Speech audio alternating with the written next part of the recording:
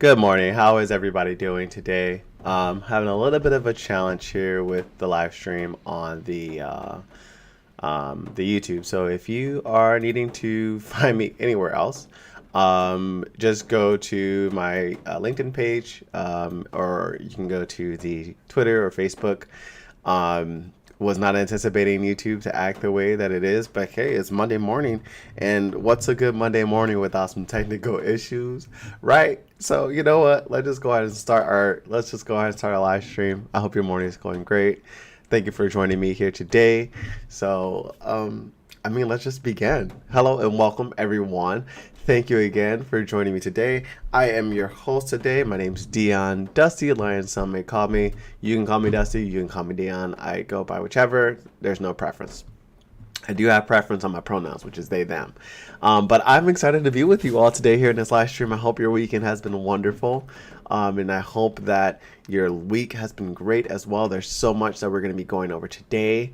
Today we're going to be discussing news around entertainment, public health, local and national events, and what you can do to get involved with community mobilization. I hope you are just as excited as I am to get started. But you know what we do before we dive in. We got to take a moment and just take a sip of the tea. If you have tea, you have coffee, whatever it is. Let's just...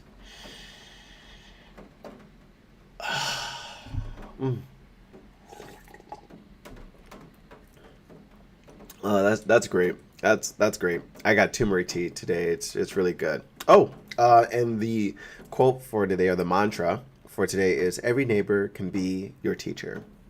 So I hope you are communing with your neighbor and can hopefully be a teacher or be a student. Best of luck. Anywho, I'm going to go ahead and thank our supporters for being able to assist me with getting this implemented and going, as well as providing me with information and stories to share with you all as well. Thank you, supporters. For you, I would not be able to do this, and nor would I be able to write these stories. But like I said, we got a lot in here today from last week and this week. So I was just going to give a huge thanks. So throughout this stream, I encourage any of you who are watching live or who may be watching this when you are awake, I encourage you to ask questions that you may have in the chat, and I'll do my best to respond to them, and answer them as best as I can. So sit back, relax, and let's get started with some HIV news. First on the docket, we have our HIV is not a crime awareness day. This is going to be occurring tomorrow, February 28th. This is all day. This is to commemorate and create more awareness. This is Awareness Day to amplify, an opportunity to amplify the voices of those who have been criminalized based on their HIV status. It was first observed in 2022 by the Sero Project in collaboration with the Elizabeth Taylor AIDS Foundation. Living with HIV is not a crime, folks. But in more than 30 United States, people are being imprisoned due to their HIV status. And it just breaks my heart, to be honest, when I say that. Every time I read this and practice this, I'm just like, ugh. But HIV criminalization laws consist of using a person's positive HIV status in a criminal prosecution, increasing charges or punishments because the person has HIV. But there's more good news. You make of it with what you want. Renowned for being the nation's leading nonprofit devoted to ending HIV epidemic, AIDS United has recently taken a powerful step forward in spearheading this vision through the launch of the Melanated Movement. The Melanated Movement focused heavily on Black women's health, accentuating HIV awareness for the Black community as a collective. The Melanated Movement kicked off the start of this month, February 1st, for Black History Month. This campaign initiative is to inspire stigma-free perspectives on Black women's health, optimize access to free HIV testing, and ultimately provoke progressive HIV education and healthcare by sparking the necessary conversations revolving around it today. Did you know to this date that 55% of women living with HIV in the United States are Black? And HIV has rendered the 7th leading cause of death in Black women compared to the 18th in the white counterparts. It's an alarming statistic highlighting the urgent need for increased education and awareness around Black women's health related to HIV. Further compounding this issue, the prioritization of Black women with HIV has been severely lacking, leading to the decreased access to vital medical treatment, social services such as food, housing, and employment, as well as prevention of intimate partner violence. The Melanated Movement digital content specifically will be available through a series of live stream events such as this one, but they'll be on social media, social media channels owned by AIDS United, and feature partners. The event participants and influencers will be along as well. If you haven't, they had an event back on February 17th. February 7th. But these events, these live streams will occur from February 7th all the way until September 2023. The first live stream was held back on February 7th for the National Black HIV and AIDS Awareness Day. The second roundabout discussion will be available tomorrow, February 28th, for HIV Is Not a Crime Awareness Day. Viewers can watch all roundtable discussions via a live stream on all AIDS United social media platforms, which are Facebook and YouTube are the two that they are indicating that you can go watch them. So I encourage you to take a look at those bad boys. How you can, really get involved and help and not just sit behind the screens. There are more ways than not. So if you are a fan of hashtags, they have a hashtag called hashtag Melanated Movement, which has kicked off a search for influencers and ambassadors to join their mission of raising awareness about Black women's health in spring and summer months of 2023. From HIV education, testing guidance, reducing stigma related to HIV, to providing red carpet care for those living with HIV, the movement is covering a lot of ground to increase knowledge about available services and resources. Through shared value partnerships with historically Black colleges and universities, also known as HBCUs, and PBIs, the movement aims to spread the word about the need for the information on HIV transmission, symptoms, home test, nearby testing opportunities, and treatment options if necessary. AIDS United has made this very simple by creating a social media toolkit with assets available on their website's Melanated Movement landing page. So again, their website, Melanated Movement landing page, is where you can find that social media toolkit, making it easy for supporters like you to share and help make an impact and spread some of this information. You can visit their website. I'll go ahead and drop it in the chat momentarily here to learn more about the upcoming events. And also, if you want to learn a little bit more about how you can help decrease stigma within the HIV community, you can go ahead and tap into the CDC's HIV policy around law and criminalization. I'll go ahead and post that here in the chat as well. Do yourself some good and take a look at that bad boy. Now on to our next story. We have a interesting development at the Yale Law School's Global Health Justice Partnership that challenges a court decision that denied access to HIV prevention drug PrEP for individuals who engage in sex work or injection drug use. The report highlights the public health benefit of expanding access to PrEP and argues that the court decision is discriminatory and harmful to the public health. PrEP is a medication that is highly effective, and I feel like you just had to talk about PrEP and antivirals over and over again, because like they say, you got to hear it like 7 times for it to be really integrated into your brain. At least for me, I'm human. So PrEP is a medication that, if taken regularly, is highly effective in preventing HIV transmission when taken regularly. However, individuals who engage in sex work or injection drug use are often excluded from accessing this life-saving medication due to stigma and discrimination. The court decision in question was made in 2019 when the United States Department of Health and Human Services, also known as HHS, issued a directive that expanded access to PrEP under the Affordable Care Act. The directive specifically excluded individuals who engage in sex work or injection drug use, citing concerns about high-risk behaviors and the potential for misuse of the medication. The Yale report argues that this decision is misguided and discriminatory, It notes that the individuals who engage in sex work, um, engage in sex work or injection drug use are disproportionately affected by the HIV epidemic, are in urgent need of access to PrEP. The report also highlights the potential public health benefits of expanding access to PrEP for these populations, including a reduction in HIV transmission rates and improved health outcomes. The report calls on the HHS to revise its policy and expand access to PrEP for all individuals who are at risk of HIV transmission, regardless of their occupation, behavior, or sex behaviors. It is also emphasizes the need for the comprehensive approach to HIV prevention that includes harm reduction strategies, such as a syringe exchange programs and access to Naxalon, along with access to PrEP. I've been seeing like the Naxalon vending machines. That's been been a huge way to increase access to this drug, and also some syringes that are available just to really help reduce this sort of HIV transmission to occur. But I'll talk more about that maybe in our next report. The Yale report is an important contribution to the ongoing efforts to expand access to PrEP and improve public health outcomes for all individuals at risk of HIV transmission.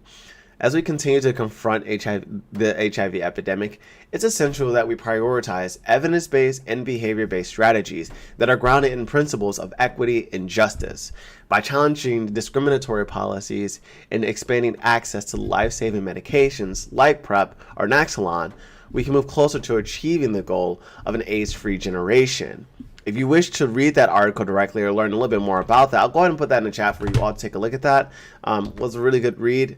I encourage you. It's a little bit lengthy. It took me about a few days to get through it, but I encourage you to tap into that. I thought it was a great story.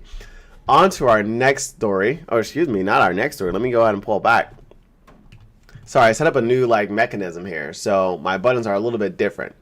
Get the lower third up right. Oh my gosh, funny story. So remember I was telling you last week that when I worked in the newsroom, I was running the CG prompter.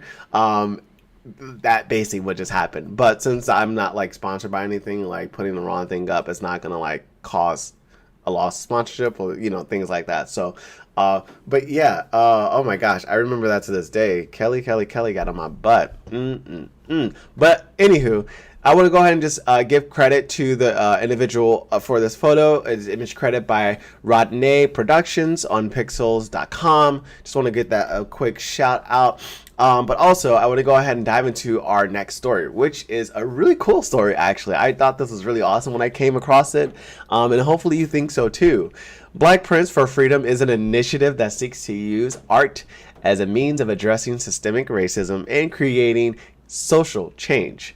This program, developed by the New York-based organization Art in Ad Places and the nonprofit For Freedoms, aims to transform outdoor advertising spaces into platforms for Black voices, perspectives, and stories. I'm not sure why I delivered it like that. I guess I just kind of written it in a weird way. The project's creators assert that the use of outdoor advertising is a powerful way to reach a broad and diverse audience. By featuring artworks that celebrate Black culture and history, they hope to challenge dominant narratives that marginalize Black people, promote equity and inclusion, and encourage critical dialogue and reflection. Black Prints for Freedom has already featured the work of over 30 artists on billboards, bus shelters, and other public spaces in cities across the United States. The pieces range from portraits of prominent Black activists and leaders to abstract compositions that evoke the resilience and beauty of Black communities. Through these installations, Black Prints for Freedom hopes to create a new visual language that celebrates Black identity, challenges stereotypes, and encourages empathy and understanding. They seek to make Black art and perspectives more visible and accessible, highlighting the contributions and creativity of Black people throughout the history and in contemporary society. This initiative is just one example of the many ways in which art and creativity can be used as a tool for social change. By creating spaces for underrepresented voices to be heard and celebrated, Black Prints for Freedom is helping to build a more equitable and inclusion society for everyone. as we continue to confront systemic racism and work towards a more just and equitable future. Initiatives like this serves an important reminder of the transformative power of art and culture. I thought that was such an amazing story when I read this. And if you're not signed up for the newsletter for the Nonprofit Quarterly, I encourage you to check them out and get signed up. They really share a lot of great stories. Lately, they've been on a lot of Black focus content, very ancestral content as well. I thought it was amazing when I heard it, and I was just like, you know what? This is something worth sharing. How can I make a story out of this?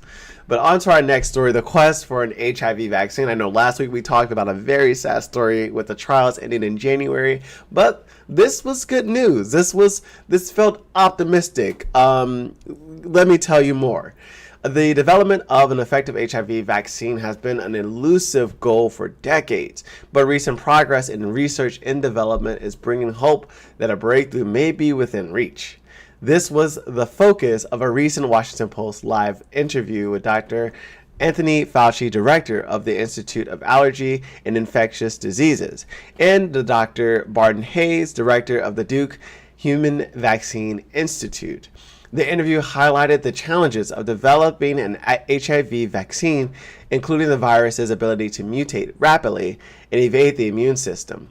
Despite these challenges, the researchers highlighted that many promising developments in that field, including new vaccine candidates that are currently undergoing clinical trials.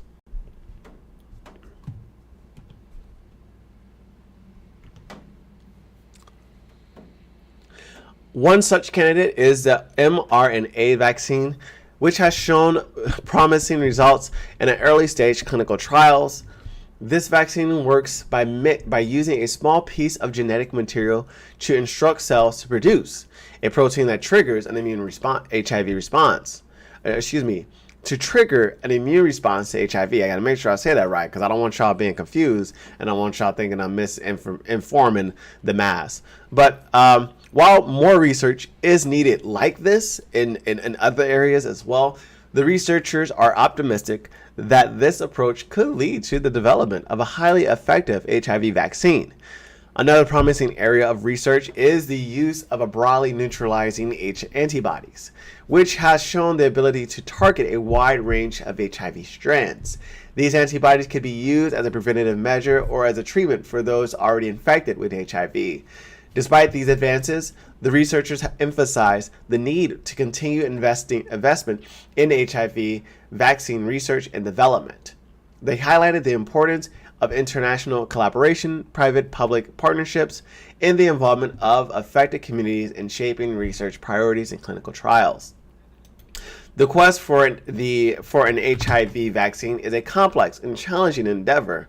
I'm not sure you recall the conversation we had last week, but my gosh, I feel for these researchers. They are putting their butts to work.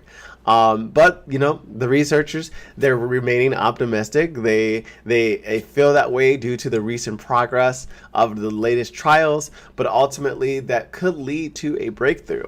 As Dr. Fauci noted in this interview, and I quote, "We've never been at this level of optimism," end quote. I'm not sure if that's a good thing. Optimism is nice. It only can go so far though. In the decades-long fight against HIV/AIDS, with continued investment and collaboration, we may be closer than ever to realizing the goal of an effective HIV vaccine. I encourage you all to take a look at this brief. It's very detailed. It's very long. Like I said, it's a very one-on-one interview. So I really just went through and just kind of highlighted some pieces that I took away from this. But I encourage you to take a look at this.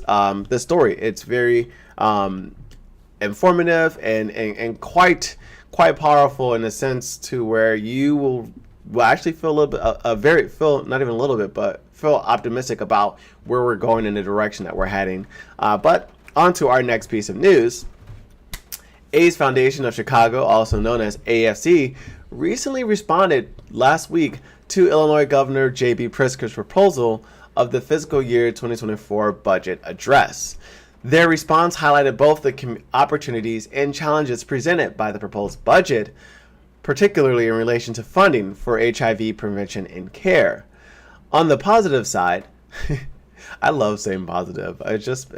I would always distraction, right? Got to derail. But a positive. So I always say I'm a positive person. I try to stay positive because I am a positive person. I'm living with HIV, so therefore I'm defined, as my positive HIV state. Anyway, I'm not defined by that entirely, but I just love hearing that because it always just triggers that for me, and I just think it's just great. But anywho, on the positive side, the proposed budget includes significant investment in healthcare, education, and social services, all of which are critical components of a comprehensive approach to HIV prevention and care. The budget also includes funding for the Illinois Department of Public Health's HIV and AIDS program, which provides essential services and support to individuals living with HIV and AIDS. However, the response from AOC also notes several areas of concern. One major issue is the proposed cut to the Illinois Medicaid program, which have a significant impact on individuals living with HIV/AIDS who rely on Medicaid for healthcare coverages. The response also notes that the proposed budget does not include any new funding for HIV prevention or care initiatives, despite the ongoing HIV epidemic in Illinois and the urgent need for continued investment in these areas. I mean, in my first live stream that I did with HIV News Report, there was a call and a demand that our government and our lawmakers pour more investment into some of these programs and services, because if you don't, you're going to hear a lot from us and you're not going to like it. But anywho, in response to these concerns, AFC calls on Governor Pritzker and Illinois lawmakers to prioritize funding for HIV prevention and care in the final budget. This includes expanding access to healthcare coverage, investing in evidence-based prevention strategies, and providing support for individuals living with HIV. These response from AFC highlights the ongoing challenges facing the HIV and AIDS community in Illinois and the urgent need for continued investment in prevention and care. By working together to invest in prevention and care initiatives, we can move closer to a goal of ending the HIV epidemic once and for all here in Illinois, thus moving us closer to getting to zero in the overall national strategy as part of the NHAS plan. If you want to learn a little bit more about this particular story, I'll go ahead and drop the source in the chat. Feel free to take a read at that. It's really, really good. And if you're interested, AFC is also promoting their advocacy day, and it's going to be in person this time. And I think anyone really trying to get involved with HIV advocacy and network with other like-minded individuals, I highly encourage you to go over to their website and go ahead and register. I'll drop the link in the chat right now. Feel free to take a look at that bad boy. They are not paying me to sponsor that. I just thought that I share it because I think it's such a great thing to be a part of. I was a part of it the year before in 2021, and they walked me through it. They helped me craft my story, and they helped me be prepared to talk to Tammy Duckworth. And it was a very great conversation that I had with her and her correspondent. So I encourage you, if you're willing to share your story to move us closer to ending this HIV epidemic and get our lawmakers to invest in our programs, check out Advocacy Day. I think that is for you. But we're going to be going over to our next story. Now we're moving over to our entertainment. Entertainment for today. This is going to be a really fun one. It's sort of like an entertainment, but like a sciencey one kind of thing. But the U.S. Food and Administration the U.S. Food and Drug Administration. Oh my God. Let me make sure I say that right, y'all. Also known as the FDA. I could have just said that too, and you probably would know exactly who I'm talking about. Maybe. There are some other things that we could think about with that acronym. Anywho, the FDA has permitted the marketing of the first condom specifically indicated for anal intercourse. The new condom, called FC2 internal condom, is made from synthetic nitrile and has been shown to be effective at reducing the risk of sexually transmitted infections, also known as STIs, and unintended pregnancies when used correctly and consistently. This is important. This is like a huge important improvement in the development of public health, as anal intercourse carries a high risk of STIs such as HIV, gonorrhea, and chlamydia compared to vaginal intercourse. The FC2 internal condom is designed to provide a barrier that can help reduce the risk of these STIs and unintended pregnancies during anal intercourse. The FDA's decision to permit the marketing of FC2 internal condom, they got to come up with a better name than that, because that is a mouthful, okay? But it's an important step forward in the expanding access to an effective prevention tool for individuals engaging in anal intercourse.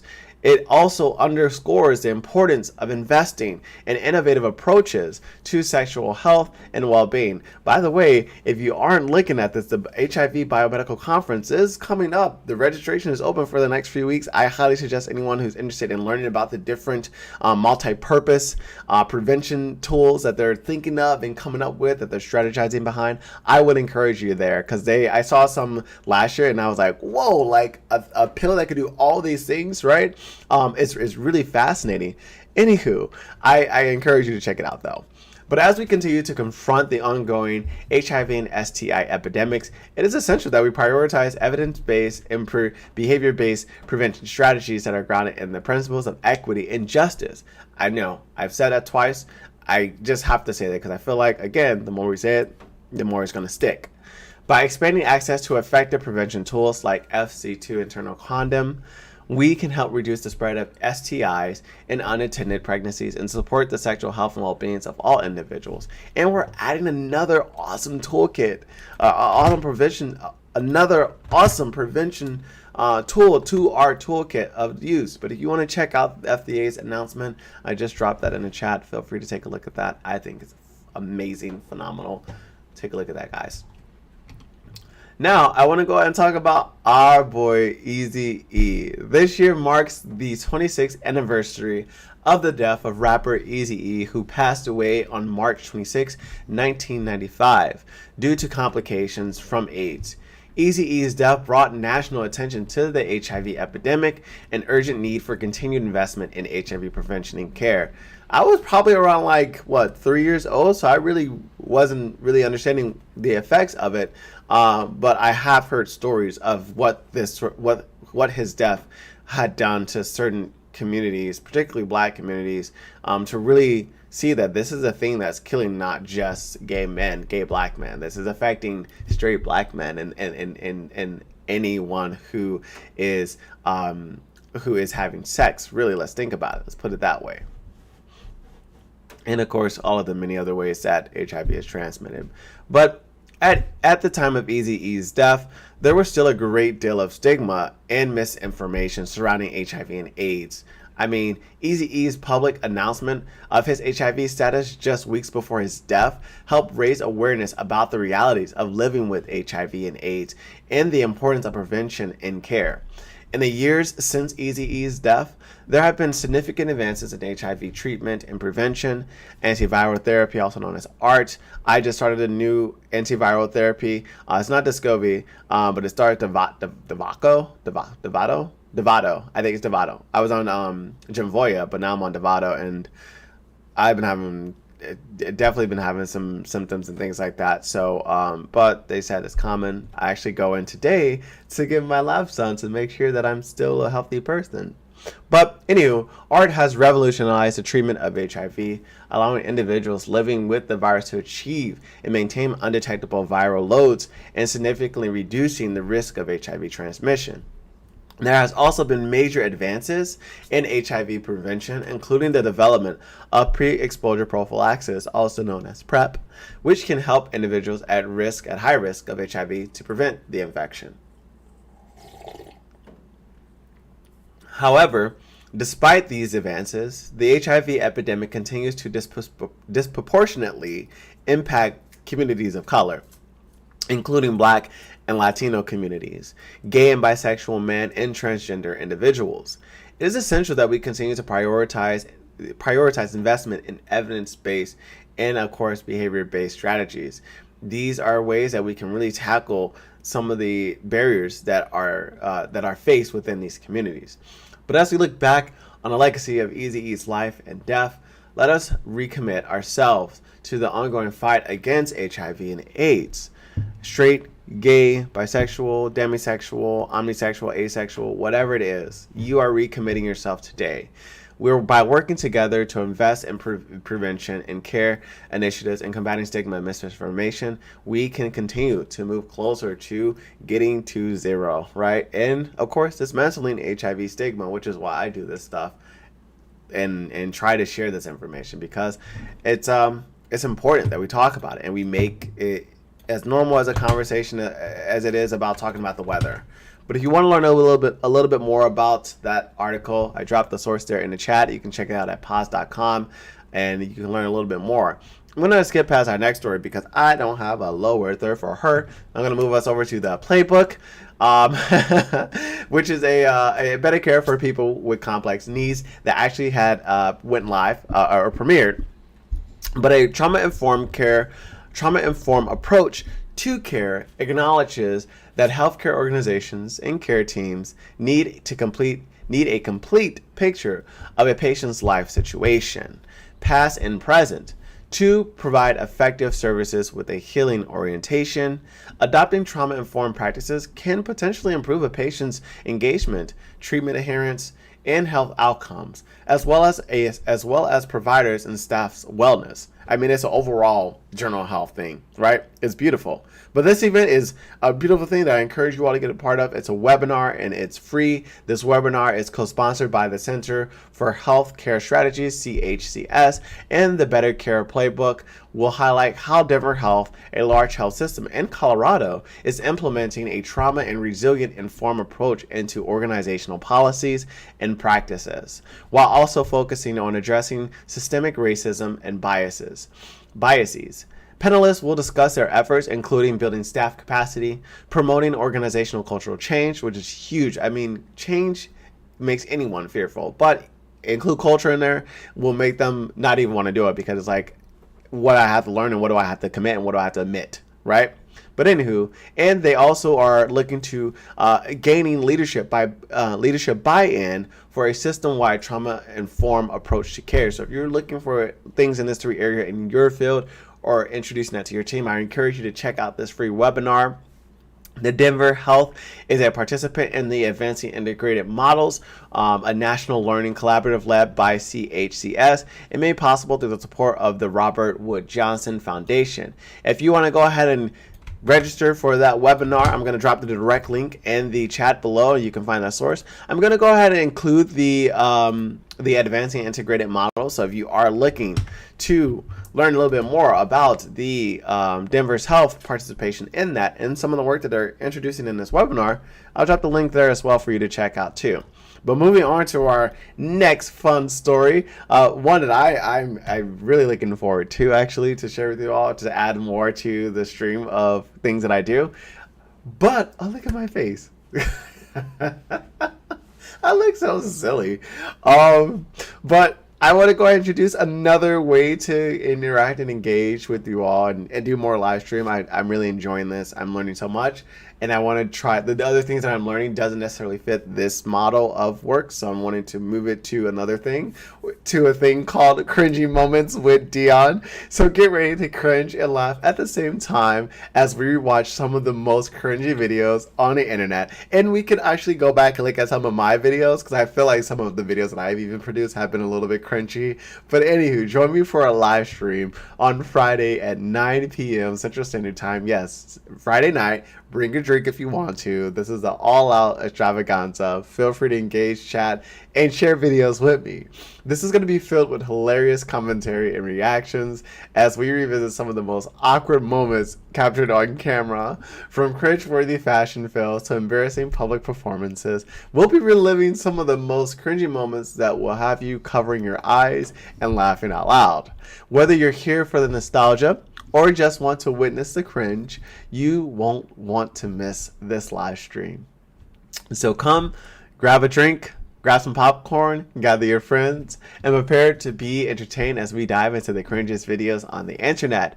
Don't forget to join in on the fun by sharing your own cringy moment in the chat. You know what? Let's get cringy together, okay? Let's go ahead and go on to our next story, and I'm a little bit sad because this is our last one, but this is one I'm very happy about. A friend of mine, Satria, and another friend of mine is Don Chandro. Both I've worked with in the past. recently had their live showing of their play called Freedom Seekers, which was at the Normal Theater in Normal, Illinois.